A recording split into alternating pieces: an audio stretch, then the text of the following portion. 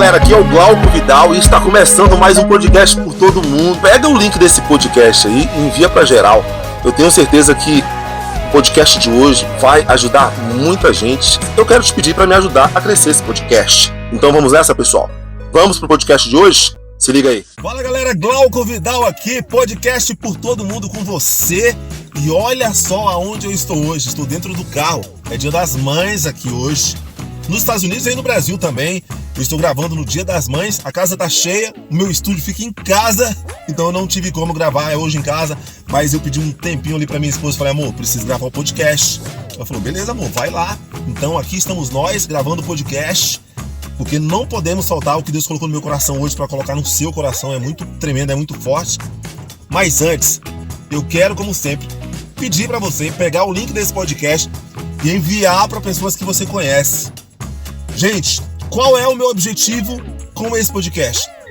Espalhar, pregar a palavra de Deus, espalhar as boas novas. Esse é o meu objetivo. Eu quero que pessoas ouçam a palavra de Deus. Então, quando você pega o link desse podcast, seja no YouTube, seja aqui no Spotify, e envia para alguém, sua mãe, cara, envia para sua mãe. É Dia das Mães, Semana das Mães, é mês das mães. Envia para sua mãe, envia para os seus irmãos, seu pai. Deixa todo mundo ouvir a palavra de Deus. O que eu tenho para falar para você hoje é algo que veio direto do coração de Deus pro meu coração e com certeza vai pro seu coração também. Então vamos lá, vamos começar o podcast de hoje.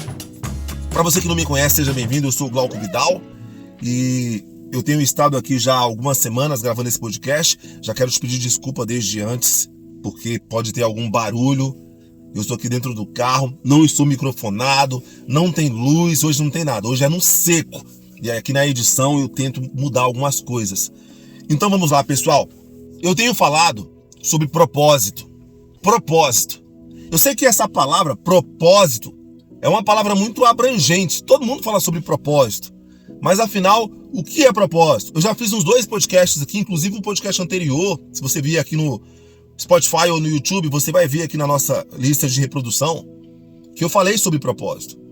Mas o que realmente é propósito e como encontrar o propósito da sua vida?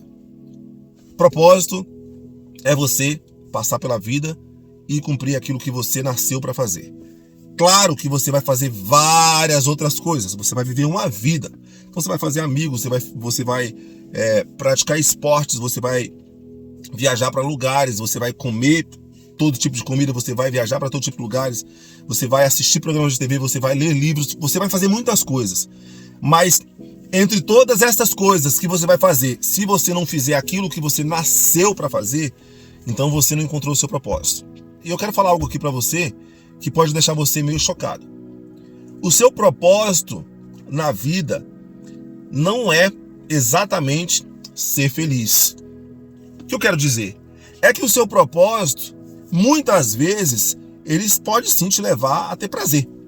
E prazer é felicidade, né, gente? Alegria, né? Quando a gente sente prazer, sabe, quando a gente sorri, libera-se um monte de hormônio do bem-estar no nosso corpo. Então, o prazer, ele gera isso.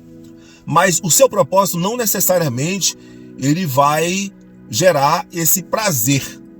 Esse prazer essa coisa gostosa. Sabe quando você come aquela comida gostosa? Você fala, nossa, cara, que comida deliciosa. Hoje eu fiz uma lasanha aqui para minha esposa e para minha sogra no Dia das Mães. E meu sogro tava toda hora falando, cara, que lasanha deliciosa. Como você faz isso? Eu falei, é segredo da mamãe brasileira. Talvez você não vai encontrar prazer assim que você sente algumas coisas dentro do seu propósito. Por exemplo, qual foi o propósito de Jesus Cristo? O propósito de Jesus Cristo teve a ver com a sua própria morte. Ele tinha que morrer da forma que morreu. Tanto que algumas pessoas tiveram dó dele, né? Por exemplo, Pedro, quando Jesus falou que estava chegando a hora dele, Pedro quis interferir. E aí Jesus foi e entendeu que o diabo estava falando através da boca de Pedro. E Jesus repreendeu Satanás. Então o seu propósito, não necessariamente, ele vai ser regado de prazer e de alegria. O seu propósito, ele pode, na verdade, ser regado de muitas lutas. E às vezes até sofrimento. Só que, sabe quando... Eu não sei se você já teve essa sensação.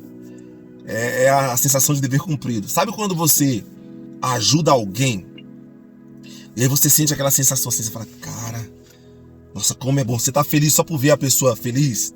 Isso acontece muito com pais, né? Os pais, eles criam os filhos e levam os filhos ali em certos lugares, níveis da vida. E aí os pais, eles têm aquela sensação de dever cumprido. E, puxa, meu filho se formou, né? Um pai, quando ele vai para a formatura de um filho, por exemplo, os pais, a mãe, o pai, ele fica muito grato, né? Ele fala, nossa, olha só, meu filho se formou, né? Dever cumprido, eu ajudei meu filho a se formar. O propósito, ele tem a ver com isso. Não quer dizer que enquanto o pai estava pagando uma faculdade cara para o filho, ele estava tendo prazer, porque afinal de contas, quem é que gosta de pagar a conta, pagar dívidas? Ninguém gosta. Mas quando ele vê o filho ali formado, sabe? Ele vê o filho ali com canudo, ele fala, cara, o meu filho é engenheiro, o meu filho se tornou um doutor, um médico. E ali, ele realmente tem aquela sensação de prazer. O seu propósito tem a ver com isso. Eu sempre soube, desde pequeno, é muito curioso isso, eu sempre soube, desde pequenininho, eu sempre soube qual era o meu propósito. Eu me perdi na vida durante um certo tempo, mas o meu propósito, ele pulsava dentro de mim. O meu propósito, ele estava sempre latente, sabe? Sabe quando você machuca e o músculo fica assim, ó, latejando, assim, ó, como se estivesse batendo? Você perde, parece que toda a sensibilidade do resto do corpo e sente ali aquela dor imensa. O meu propósito, ele estava muito entranhado dentro de mim, ele estava muito na minha, assim, estava quase, eu quase que senti o meu propósito na minha carne.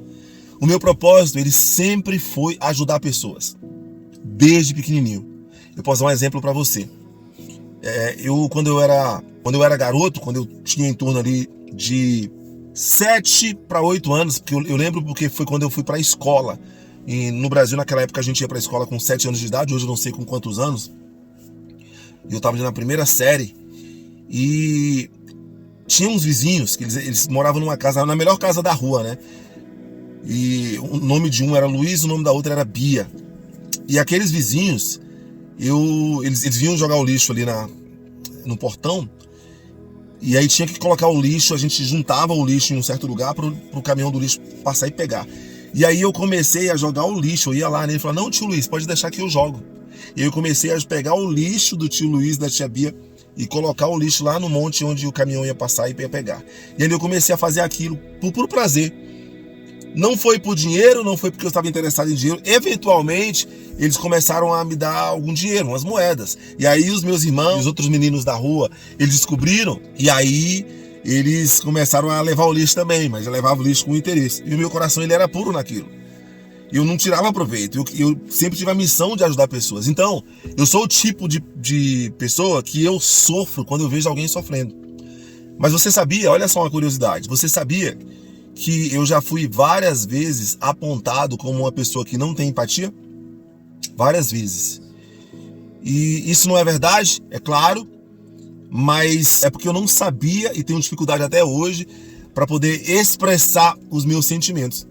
Mas dentro de mim sempre pulsou muito forte essa vontade de ajudar pessoas. Então eu sempre quis ajudar pessoas. Eu não sou aquele tipo de pessoa que fala, vou ficar ajudando as pessoas só pisam em mim. Eu não ligo se a pessoa só pisa em mim. Eu não ligo se eu ajudei uma pessoa e ela me pisou. O fato de uma pessoa ter me pisado, ter sido mal agradecido, ter sido ingrato ou injusto comigo, não contamina o meu coração para parar ao ponto de me fazer parar de ajudar e de sentir vontade de ajudar as pessoas. Então eu sempre tive isso muito forte dentro de mim. Tanto que ao crescer, eu tive muitos problemas na minha família, tá? Então eu tive uma família totalmente disfuncional, totalmente desestruturadas do nível assim, do meu pai bater na minha mãe, meu pai usava drogas ali no fundo de casa, e aí eu ficava ali no vitrô, na janela, vendo meu pai fumar as drogas dele, faz aquelas caras feias, né, de quem fuma maconha ali, e eu cresci vendo isso, e meu pai, quando ele tava sem a droga, ele ficava muito nervoso, muito agitado, e aí ele já descontava isso na minha mãe também era uma mulher muito nervosa, minha mãe gritava muito, falava muito palavrão, então eu cresci nesse ambiente, e aquilo ali, aquele ambiente, ele foi um ambiente que infelizmente trouxe para minha vida muitos mecanismos de autodefesa. Então, Eu fui atacado desde que nasci até os meus 19 anos de idade, que foi quando eu me libertei e saí de casa definitivamente. As pessoas sempre me atacavam, porque, poxa, hoje existe aí uma agenda combatendo esse negócio de bullying, mas antigamente o apelido antigamente era normal. E a gente até que não se ofendia tanto com o apelido, mas existiam algumas pessoas e alguns adultos, inclusive, que eles pegavam muito pesado no apelido. Então eu já era um garoto sem autoestima, porque eu vivia num ambiente totalmente instável, inseguro, e ali as pessoas começaram a me chamar de nomes. Primeiro começaram a mexer com o meu próprio corpo. Aí eu tinha complexo da minha cor, não por causa da minha cor, porque eu achava a minha cor linda, mas é porque as pessoas falavam, macaco, urubu, sabe, me colocava nome de bichos. E ali isso começou a crescer, e daqui a pouco as pessoas eu nos grupos ali de amigos, as pessoas começaram a sorrir de mim, fazer piada. Eu era um menino muito alto, muito magro, tinha aquele gogozão assim, aquela bolota, sabe, aqui na garganta. Então eles me zoavam ali também da minha altura. Eu sempre fui mais alto do que os meus amigos em geral, assim. Os meus amigos de 11 anos, eles eram garotinhos, eu tinha ali 1,80 m. Os meus amigos tinham ali 1,60 m, 1,65 m, eu já com 1,80 m lá em cima. Então eu cresci até 1,85 m hoje. Então assim, isso foi trazendo muitos traumas pra mim. Primeiro, quando eu era muito pequenininho, eu era chorão, chorava muito, porque era muita briga, muita porrada na minha casa, muita gritaria, xingamento. Então o que a criança faz? Ela só chora, ela vai só chorar. Para, pai, para, mãe, socorro, para com isso, corre no vizinho, chama o vizinho pra acudir minha mãe, porque meu pai tá lá em cima da minha mãe, socando minha mãe. Era um inferno. Então eu era muito chorão. Quando eu fui entrando pra adolescência, eu me tornei um adolescente muito calado e eu guardava aquele sentimento pra mim, só que por dentro eu tava totalmente quebrado e sempre chorando, amargando por dentro. Então isso levantou dentro de mim um sentimento de menos-valia. Primeiro que o meu lar já era muito inseguro. Aí depois lá fora as pessoas começaram a zombar de mim, a zoar de mim. E meu pai era lavador de carro e o meu pai dividia o dinheiro que ele ganhava, que era pouquíssimo, com a droga. Então meu pai não roubava nada de ninguém. Então ele tinha que trabalhar para comprar a droga dele, então ele comprava a droga dele e quase não sobrava dinheiro para nossa casa. Então eu cresci na extrema pobreza mesmo, pé no chão, andando com calça, shortinho rasgado, camisa rasgada, a sandália havaiana amarrado ali com arame embaixo. Eu esquentava o prego e colocava ali para poder segurar a sandália. Andava com correia da sandália trocada, era uma verde e uma preta. Então, era extrema pobreza. E eu já cresci naquele ambiente inseguro, e aí lá fora eu fui tentar encontrar alguma segurança, as pessoas começaram a zombar de mim. Aí o que eu fiz? Eu me retraí. Aí eu criei o meu próprio universo. Aí eu me tornei uma pessoa cheia de autodefesas, porque para poder me defender, a única forma de me defender era atacando quem me atacava. Então a pessoa falava, não sei o que, seu macaco. Eu falava, você, orelhudo, cascão, não toma banho. Aí tipo assim, falava alguma coisa que fizesse o grupo sorrir da pessoa, tentava tirar o foco de mim. E eu fazia isso totalmente de uma forma inconsciente, de uma forma involuntária, digamos assim, não inconsciente, mas involuntária. Então eu era atacado, o que eu fazia? Pum, eu atacava. E era muito difícil para mim aquele ambiente. Então o que eu resolvi fazer? Eu resolvi me isolar. Então, gente, a primeira namorada que eu tive, eu tinha 19 anos de idade. Eu vivi isolado a minha adolescência inteira. Primeiro eu fui para as drogas, usei drogas até um certo período, fui morar nas ruas. Lá nas ruas, eu fui morar nas ruas, eu tinha 10 para 11 anos de idade, tá? Lá nas ruas, meu irmão já morava nas ruas há uns 2 anos, dava muito trabalho para minha mãe, aí acabei que eu descobri as ruas também. Lá nas ruas eu comecei a usar droga, cheirava cola de sapato, thinner, loló, que hoje é lança-perfume, né? Maconha, aí daqui a pouco mesclado, que era merla com maconha e cigarro, ou merla com cigarro, e fui viciado em cigarro durante muito tempo. E lá na rua, ninguém é dono. Então ali eu fui abusado por um pedófilo, por uma pessoa. Esse pedófilo mexeu comigo, mexeu no meu corpo. Eu que já me senti um lixo, fiquei me sentindo mais lixo ainda, porque eu fui literalmente usado. Então eu era um garoto destruído. Então, dito tudo isso sobre mim, como eu poderia descobrir o meu propósito? Como eu poderia saber o meu propósito? Só que, mesmo com todos esses ataques, a minha vida ela foi muito atacada, a minha vida dos meus irmãos. E os meus irmãos, eles tiveram um fim muito triste. Eu tenho 3 irmãos homens. Primeiro é o Emerson, meu irmão que... Quando a minha mãe conheceu meu pai, a minha mãe já tinha o Emerson, ele tinha 3 aninhos. Então era o Emerson, aí depois veio eu. Aí tô falando só dos meninos, né? Porque teve uma irmã que veio antes, mas aí veio eu, aí veio o Gabriel e veio o Felipe. Então eu tinha 3 irmãos, 4 comigo. Dos 4 irmãos homens, tem 2 vivos. Um está aqui falando com você e o outro está preso porque matou uma pessoa. Então nós somos muito atacados. O ataque do diabo na nossa vida foi para destruir a nossa vida. É por isso, pessoal, que hoje eu tenho que bater no diabo. É por isso que muita gente fala, esse cara só quer metida pastorzinho. Sou. Você acha que eu quero ser... Gente, olha só, eu estou nos Estados Unidos da América.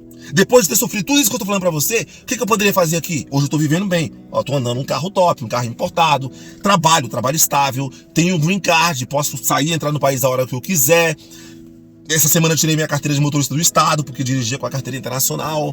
Tenho uma família top, moro num apartamento legal. Estamos planejando comprar a nossa casa. Minha esposa tem o carro dela, eu tenho o meu carro. Temos um filho lindo. Vamos pra Disney, agora nas férias de julho. Então, você entende muitas coisas legais acontecendo na minha vida? Né? Tem um dinheirinho ali poupado, construindo a vida. Tem uma empresa aqui nos Estados Unidos, tem uma outra empresa no Brasil, que as duas ainda não estão andando do jeito que eu quero, mas porque eu estou dando um foco lá para o meu trabalho, que eu tenho fixo. Mas você entende que Deus transformou minha vida? Deus transformou minha vida. Muita gente, amigos meus me deram conselhos. Eu pedi conselho para uma pessoa, eu falei para a pessoa que eu sinto que eu tenho um chamado para ser pastor, né? Isso tem um tempo. E a pessoa falou, você tem certeza, cara? Esse negócio de pastor é complicado, rapaz, sabe? Você vai viver para as pessoas, e as pessoas às vezes elas não são muito gratas, entendeu? Então, assim, é complicado esse negócio de pastor e tal. Eu falei, não, cara, eu sinto que é isso. Deus me chamou pra isso ferve no meu coração durante muitos anos. Não é status, não é que eu quero me aparecer. Não, cara, pelo contrário. Eu sou um tipo do cara que eu gosto de ficar nos bastidores. Eu gosto de ficar ali quietinho. Eu sempre me escondi. Então, a maioria, 99,5% dos vídeos que eu faço na internet, mesmo ainda não tendo tanta notoriedade, tantos likes, tantos compartilhamentos, é falando sobre Jesus. As pessoas falam, pô, mas por que tu não faz... Tu não fala inglês? Eu falo, pô, já fui professor de inglês. Cara, faz um curso e coloca lá na Hotmart, tu vai vender curso de inglês, tu vai ficar milionário, cara. Eu falei, sim, cara, mas é porque o meu chamado não é pra isso, cara. Pô, é legal isso, eu já tentei, inclusive, mas o meu chamado é pra pregar a palavra de Deus, cara. Então eu preciso encontrar a fórmula de pregar a palavra de Deus. Não é a fórmula de ficar milionário com curso de inglês. Então eu poderia estar aqui nos Estados Unidos vivendo a minha vida. Dane-se Brasil. Vai ficar fazendo vídeo pra ajudar brasileiro? Dane-se brasileiro. Mas o meu chamado é te ajudar, meu irmão. O meu chamado é falar pra você que Satanás, ele tentou me destruir com tudo que ele pôde. Satanás, ele matou meu irmão. Eu tenho um irmão que foi assassinado de uma forma cruel, a facadas. Eu tenho outro irmão que saiu da cadeia. Na semana que ele saiu da cadeia, ficou 10 anos preso. 10 anos preso. E quando ele saiu da prisão, ele morreu, ele foi morto. Eu não sei como, não sei se foi um ataque cardíaco, é uma morte misteriosa até hoje. Era pastor, se converteu lá dentro da prisão. Tava vivendo grandes lutas. Lutando para poder ver o filho dele, não conseguiu ver o filho dele antes de morrer. E aí eu tenho outro irmão que se tornou assassino, que hoje está preso, que vai passar muitos anos na prisão. E aqui sobrou eu. E Satanás até hoje, gente, eu tenho grandes lutas. É luta no casamento, é luta na família no Brasil. E Satanás ataca pesado, porque eu sei que a minha fé está funcionando. Quanto mais Satanás me ataca, mais eu sei que eu estou dentro da vontade de Deus, mesmo sendo pecador, mesmo tendo esse tanto de lixo emocional que foram colocados dentro de mim e que eu já tirei toneladas, carradas de lixo dentro de mim, mas mesmo assim, de vez em quando ele encontra um negocinho ali fedendo dentro de mim. Satanás, o alvo da vida dele é me destruir. Todos nós, na verdade, né? Mas com umas pessoas ele bate mais, porque ele sabe o que essas pessoas podem fazer para desbaratar o reino dele. Ele sabe o que Deus pode fazer na vida dele através da minha vida. Ele sabe que se eu abrir a boca em uma prisão ou em um lugar onde tem um monte de drogado e falar, meu irmão, eu já fui drogado também, cara. Deus me libertou. Ele sabe que uma palavra que Deus falar através da minha boca, dezenas de pessoas podem ser libertas. O diabo sabe disso, gente. O diabo não é bobo. Ele sabe. Então ele fala, nós temos que destruir esse tal de Glauco Vidal. Esse cara tem que destruir, já colocou problema no casamento, mata o irmão, matou o irmão, põe outro irmão na prisão. A mãe, o que a mãe faz? Fuma, joga ela no hospital, deixa no hospital, tá adiantando não? Mata a mãe, Cara, Satanás já fez tudo para tentar me destruir. Tudo! Mas eu nunca me senti tão vigoroso, tão forte. Grandes projetos aqui nos Estados Unidos. Estamos terminando o nosso curso aqui de pastorado, de teologia. Vamos abrir a nossa igreja, vamos expandir a nossa igreja, vamos levar a nossa igreja para o Brasil. Eu nunca estive tão energizado. Meu casamento está se ajustando cada vez mais. Pagamos caro para poder consertar o nosso casamento. Pagamos um especialista em relacionamentos brasileiro. Ele nos ajudou muito, nos trouxe até uma jornada. Hoje estamos aqui, melhoramos de 100%, sabe? Vamos pegar um número aqui de 100%, melhoramos já uns 65%. Nós estávamos nos 5%, digamos assim. Já avançamos para 65%. Melhoramos já vertiginosamente. Cada dia temos amadurecido como casal. Eu tenho falado, amor, a nossa igreja dentro da nossa casa tem que dar certo. Eu preciso saber liderar a minha casa. Só que você tem que entender, meu amor, que eu cresci em uma casa onde não tinha liderança. Eu cresci no meio da bagaceira, então você vai ter que ter paciência comigo, eu vou ter que ter paciência com você. Já ela cresceu em uma casa onde o pai era pastor, então tinha que ser tudo na regra, tudo certinho. É um contraste. O meu pai era maconheiro, o pai dela era pastor. Quando ela nasceu, o pai dela já pastoreava. Então, assim, é um contraste. E Deus me uniu, ou permitiu que eu me unisse com essa mulher. E aqui estamos. Eu tenho falado para ela, amor, nós temos que ser um modelo. Se eu não lidero bem a minha casa, eu não posso liderar os outros, meu amor. Então o primeiro ministério da família tem que dar certo. E eu tenho grande dificuldade de pedir perdão quando eu erro com ela. Às vezes eu ainda me pego errando com meu filho, falando grosso com meu filho, enquanto eu deveria só acolhê-lo, colocar no meu braço, beijar, abraçar, ou então chegar pra ele e falar, filho, você errou nisso aqui, você tá de castigo, você vai perder a sua TV por hoje, tá? Pense nisso, reflita nisso. Mas não, às vezes eu grito. Eu tô confessando pra vocês aqui, mas cada dia que passa eu tenho melhorado. Eu erro com meu filho, eu falo, caraca, eu não deveria ter errado com meu filho assim, cara, vacilei. Aí Deus vai lá e fala, você vai ter outra oportunidade de consertar pra fazer diferente. Aí eu vou lá e faço diferente. E assim a gente vai seguindo. Então, por que eu estou falando tudo isso pra você? Porque não há nada que vai ser mais atacado na sua vida quando você sente que tem dentro de você um chamado. Chamado pra quê, Glau? Não sei, meu amigo. O meu chamado é para ajudar drogados, prostitutas. O meu chamado é para ajudar aqueles que roubam, para falar para eles, meu filho, eu já estive nesse lugar aí. Olha onde eu estou hoje, Deus pode te trazer daí para cá. O mesmo Deus que operou na minha vida pode operar na sua vida, meu filho. Esse é o meu chamado. O meu chamado, meu irmão, é saber que eu vivo uma vida hoje, que eu tô construindo uma vida bacana, mas eu não nasci só para ficar na vida bacana. O meu prazer não é ir para Disney só. O meu prazer não é dirigir uma Audi, uma Nissan da minha mulher. O meu prazer não é morar num lugar tranquilo, onde meu filho pode brincar na rua aqui nos Estados Unidos, porque tem segurança, ele estuda numa escola top. Esse não é o meu prazer. Dia e noite eu fico aqui. Deus, eu tenho que abrir essa igreja, eu tenho que começar esse ministério. Eu já comecei uma CID, que é uma célula dentro da minha casa, já tenho praticamente 1 ano. Eu tenho ensinado meu filho, tenho orado com meu filho, tenho orado com a minha mulher. Agora eu tô colocando a mão em cima da cabeça do meu filho, começar a abençoar a minha família, unindo a minha família, trazendo, treinando a minha família, porque eu vou ser usado por Deus para grandes coisas. E não para minha glória, querido. Para grandes coisas. E uma dessas coisas é falar para você que está me ouvindo aqui nesse podcast, que Deus, ele tem um plano na sua vida. Só que é você que descobre o plano, querido. Deus, ele colocou a semente do propósito dentro de você. Só que é você que descobre o propósito, querido. É você que descobre. Você, meu irmão, minha irmã, não nasceu de repente para fazer o que você está fazendo hoje. Geralmente o seu propósito mora dentro da sua dor. Aquilo que machuca o seu coração, que dói. De repente você é uma pessoa indignada com a pobreza, com a miséria. Então Deus de repente chamou você para ser um milionário, meu irmão. Sabe para quê? Para ajudar os que sofrem, para levar educação financeira. Você tem que descobrir qual é o seu chamado, querido. Você precisa descobrir qual é o propósito da sua vida. Isso tem que ficar 100% definido dentro de você. Você não pode passar por essa vida deixando os ventos levar você para qualquer lugar. Você não pode, querido. Você tem que se definir.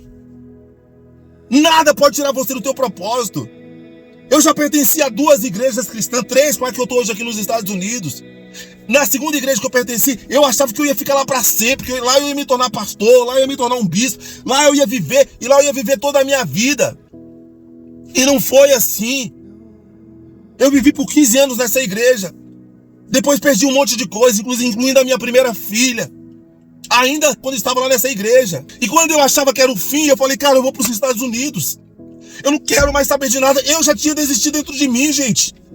Quando eu cheguei aqui nos Estados Unidos, eu estava deprimido. Eu falei para as líderes da casa que eu fui morar aqui. Eu fui morar e trabalhar em uma escola. E dentro da escola, dentro do campus, tinha uma casa onde eu morava. Eu falei para as líderes da casa, olha, eu estou deprimido. Então eu vou fazer o trabalho ali da forma mais técnica possível. Mas eu sou um cara mais reservado, mais calado. Eu estou deprimido. Eu perdi muito. Perdi uma esposa. Eu perdi uma filha. Eu estou quebrado.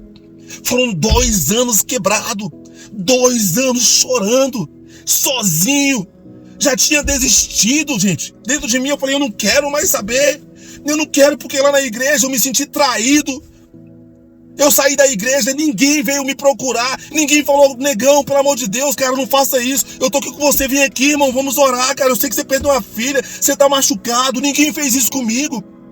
Eu tinha uma equipe com vários discípulos que eu ajudei, que eu levava em casa. Eu coloquei meu carro à disposição, meu dinheiro, a minha casa. Várias noites treinando, dando discipulado, fazendo as coisas, querido. Várias noites. E no final das contas não veio um discípulo para falar, líder. Poxa, líder, eu tô contigo. Eu saí sozinho, quebrado, machucado, humilhado. Fui morar dentro de um quarto com a minha irmã. Na casa da minha irmã, até chegar aqui nos Estados Unidos, sozinho. E dentro de mim aqui nos Estados Unidos eu fiz a pior oração que eu fiz na vida. Eu falei, eu não quero mais. Eu lembro dessa noite, queridos. Eu lembro dessa noite. Eu falei, Deus, eu não quero. Tira isso de mim. Eu não nasci para ser pastor nenhum. Eu não quero mais saber de pessoas. Eu perdi a minha filha, Senhor, a minha primeira filha. O Senhor perdeu um filho. O Senhor sabe o que eu estou passando, meu Deus. Por que o Senhor deixou a minha filha partir daquele jeito, nos meus braços, Deus? Eu tinha desistido. E naquele mesmo momento, veio uma música dentro de mim, da minha cabeça. Uma música que eu fiz quando eu entrei na igreja, aos 12 anos de idade.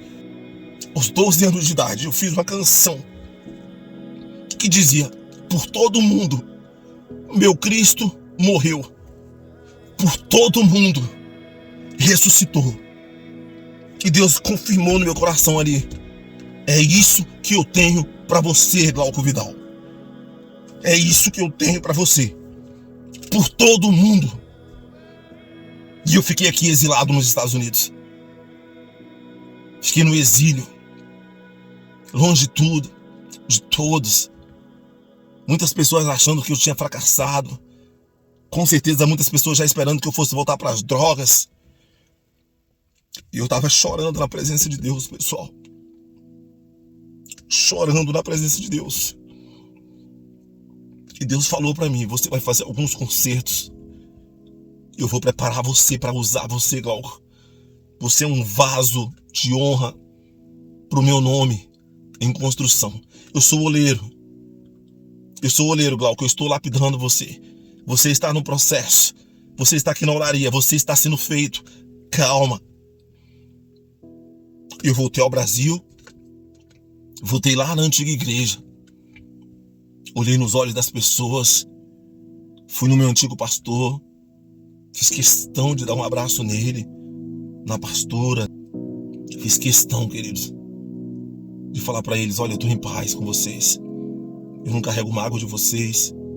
Eu não carrego ressentimento de vocês. Pelo contrário, eu sou grato por tudo que vocês fizeram por mim. Eu sou grato por tudo que vocês fizeram por mim. E aí Deus falou, agora volta. Volta lá para os Estados Unidos, porque eu vou te usar. E eu descobri meu propósito, gente. Eu descobri o propósito da minha vida. O propósito da minha vida é mudar a sua. O propósito da minha vida é levar transformação. É ser um veículo que vai trazer Deus para a sua vida. E Deus vai qualificar todas as áreas da sua vida. Deus está cuidando, gente. Deus está cuidando da minha vida material, financeira. Deus sabe que o meu foco não tem sido nisso. Eu tenho, debruçado sobre os manuais da igreja, sobre o material de seed que eu vou fazer. Deus sabe o quanto eu tenho me dedicado à oração. Tem um grupo aqui que toda noite eu mando oração, toda noite eu oro com esse grupo aí do Brasil. Agora tem um grupo aqui também nos Estados Unidos que a gente vai começar um trabalho. Estou na igreja, estou sendo pastoreado, estou sendo liderado, estou no grupo de homens. Eu encontrei o meu propósito. Você precisa encontrar o seu. Eu falei para você que Deus queria falar com você nesse podcast, é um podcast diferente. Você tem que encontrar o seu propósito. Você precisa encontrar o seu propósito, querido. Porque se você não encontrar o seu propósito, você vai andar perdido até chegar ao fim, porque você tem um tempo de validade nessa terra, querido. É que nem quando uma pessoa quer se tornar jogador de futebol, ela tem um tempo para fazer isso. Ela não pode ter 80 anos de idade e ficar sonhando com jogar futebol, porque tem um tempo. O corpo precisa que o jogador de futebol ele esteja em um certo nível. Então você precisa encontrar o seu propósito rápido. Você não tem mais tanto tempo assim. Só que o seu tempo ainda não acabou. De repente eu quero falar hoje pra você aqui, meu irmão. Eu tenho 40 anos de idade. Eu vou fazer 40 anos agora em junho. E quando eu cheguei aqui nos Estados Unidos, eu cheguei como um desistente. Eu falei, não tenho mais tempo pra nada, cara. Passei por um divórcio doloroso que me machucou, sabe? Meu divórcio me machucou mais do que a morte da minha própria filha, porque eu sabia onde a minha filha estava. Eu tenho esperança de rever, mas o meu divórcio, ele me dilacerou. Tanto que eu tentei depois consertar, tentei voltar, mas já era tarde demais. E ali eu falei, Senhor, eu estraguei tudo, Deus, o Senhor me tem um chamado para mim, para ser um pastor, mas eu fali a primeira igreja que o Senhor me deu, que é a minha própria família. E eu ouvi claramente Deus falando, ainda dá tempo, Glauco. Ainda dá tempo. É loucura quando eu conto alguns planos para algumas pessoas. Ah, esse bicho é doido, cara. Você é doido, negão. Mas eu não ligo mais, porque quando eu falei que eu queria vir para os Estados Unidos, falaram a mesma coisa. Quando eu falei ali na adolescência que eu queria estudar inglês, me chamaram de retardado. Você tá louco, cara? Você nunca saiu nem de Brasília, você não saiu nem da Samambaia ainda. Você tá pensando coisa internacional, você é louco, cara. Vai comprar comida pra você comer, ficar pagando curso de inglês. Só que eu sabia o que Deus colocou no meu coração. Isso aqui, ó. Eu vi isso aqui, ó. Tô aqui em frente à minha casa, no meu carro, morando aqui nos Estados Unidos. Eu vi isso quando eu era garoto. E muitos me subestimaram. E hoje quando eu falar, eu tô estudando para ser pastor e eu vou abrir uma igreja, as pessoas falam, é louco. É louco, esse cara é doido. O cara acha que é assim. Eu não acho nada, querido. Eu não acho nada. O que eu acho é que Deus não confunde os seus. E que se Deus me chamou, Ele vai cumprir. Ainda que não seja eu que vou colher os grandes frutos. Sabe, Moisés não colheu os grandes frutos, ele não entrou na terra prometida. Mas foi Moisés que recebeu os 10 mandamentos. Foi Moisés que ouviu o conselho do seu sogro Jetro para organizar o povo. Foi ele que estabeleceu líderes. Foi ele que estabeleceu a liderança ali no meio daquele povo. Foi ele que descobriu Josué e Caleb, os grandes talentos. Foi ele que organizou. Foi ele. Ele não entrou na terra prometida, mas não tem problema. Ele cumpriu o seu propósito. E não tem problema. Pô, negócio, você tá começando com 40 anos. Não tem problema. Eu tenho 40, vou fazer 40 anos. Então, digamos que eu tenho mais 20 com 60 anos. Se eu for morrer com 60 anos, eu não sei, posso morrer amanhã, hoje, agora, eu não sei, mas se eu morrer aos 60 anos de idade, querido, eu terei mais 20 anos para construir um ministério para Jesus, para honra e para glória do nome do Senhor Jesus, para honrar o nome dele, para a glória de Deus e para a honra do nome de Jesus. Para mim tá bom. Eu não importa se a igreja vai, sabe? Eu quero, o nome do ministério é por todo mundo. Sabe por quê? Porque eu acredito que o evangelho é para todos, para todo mundo. E eu acredito que o ministério que Deus está colocando nas minhas mãos, nós vamos ir por todo o mundo. Eu já vejo a igreja na África, eu já vejo a igreja na Itália, por todo o mundo. Eu já vejo a igreja na Colômbia, na Espanha, por todo o mundo.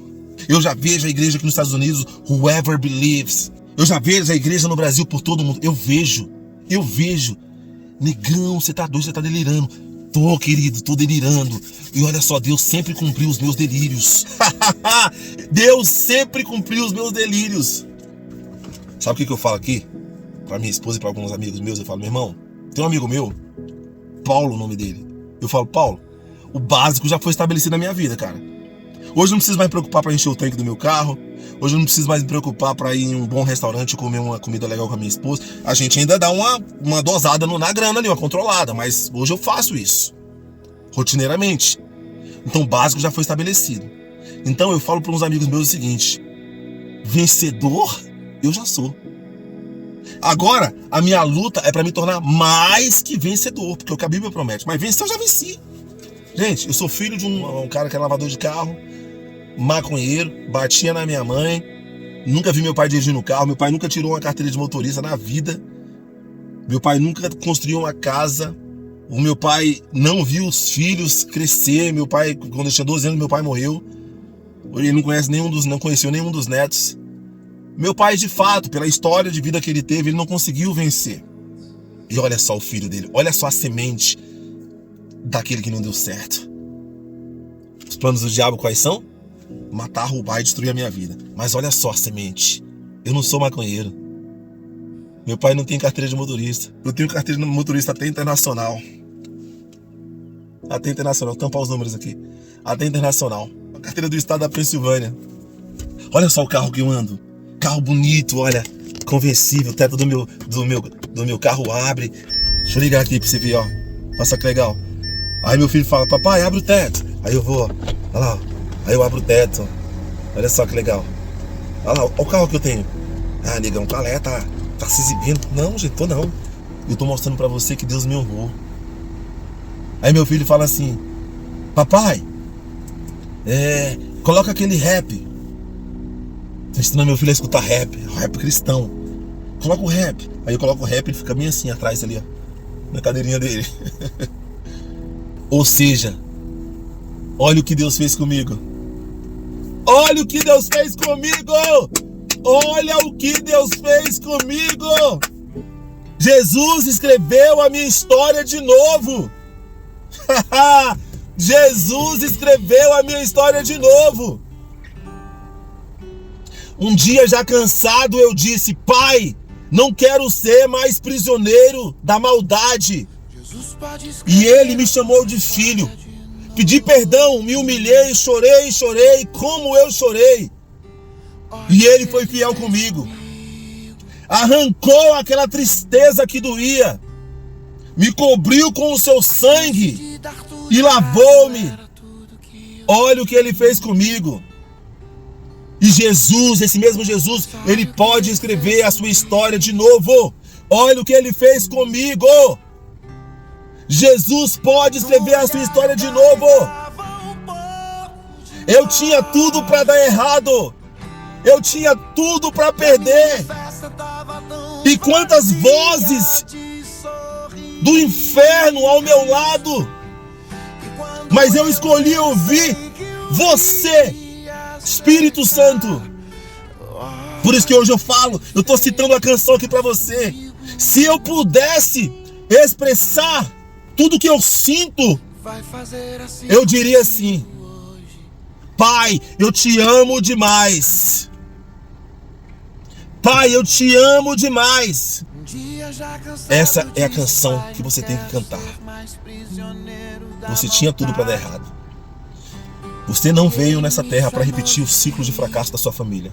Seu pai bebe, é a história do seu pai, querido. Você não pode ficar preso na história do seu pai. Sua mãe não deu certo no casamento, é a história da sua mãe. É a história da sua mãe. Sabe os irmãos de José? A Bíblia não fala muito o que eles se tornaram, mas José se tornou governador do Egito. E José, Ele colocou o nome dos seus 2 filhos. Creio que é Efraim e Manassés. Nas 12 tribos de Israel. Você não sabe o que é isso não, cara. Você não tem noção do que é isso. Deus quer escrever o seu nome em lugares altos. Você veio para brilhar na terra. Só que o seu brilho é sempre para tudo que você fizer na sua vida, tudo é para glorificar o nome de Deus. Então por isso que você pode sonhar em brilhar. Você não está brilhando para ter os holofotes em você. Você está brilhando para resplandecer o nome de Deus. Então tudo que você faz é para resplandecer o nome de Deus. A minha esposa, ela gosta de usar umas camisetas com frases. Só que as frases são meio sarcásticas, sabe? É tipo assim, eu costumava a gostar muito de pessoas, até as pessoas arruinarem isso. Aí eu falei, amor, tá errado essas camisas. Essas camisas, elas não cumprem o seu propósito. Aí eu fui lá e comprei uma camiseta pra mim, escrito bem assim, ó. God got me. Deus me pegou. Deus me encontrou. Ela, nossa, amor, camiseta bonita. Eu falei, são essas camisetas que tem que comprar, meu amor. Compra uma camiseta assim, ó. Jesus loves you. Jesus te ama. Ou então coloca assim, ó. Do you want to know Jesus? Você quer conhecer Jesus?